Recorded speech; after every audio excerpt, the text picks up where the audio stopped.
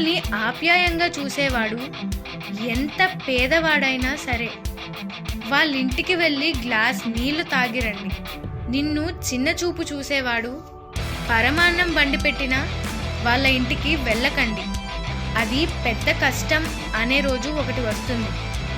దాన్ని తట్టుకొని నిలబడితే మిమ్మల్ని ఆపేవారెవరూ ఉండరు.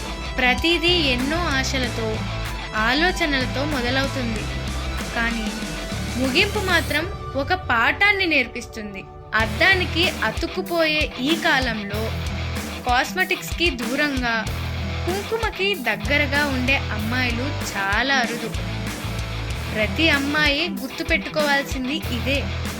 ఒక అబ్బాయి గురించి వాడి కుటుంబం గుర్తించి పూర్తిగా తెలుసుకున్నాకే ప్రేమని లేదా పెళ్లికి సిద్ధమవ్వండి.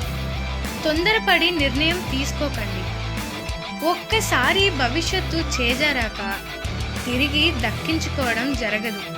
తెగిపోయిన చెప్పులకు కూడా మన ఇంట్లో ఎక్కడో ఒక మూల స్థానం ఉంటుంది, కానీ శవానికి మన ఇంట్లో కొన్ని గంటలు మంచి స్థానం ఉండదు.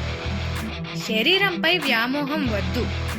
మనం చనిపోయినా మన మంచితనాన్ని తలుచుకునేలా మంచిగా బతుకుదాం. అబద్ధం అందంగా ఉంటుంది, వినడానికి ఇంపుగా ఉంటుంది, నమ్మడానికి వీలుగా ఉంటుంది. ఎందుకంటే దానికి రూపం మనం ఇస్తాం కదా.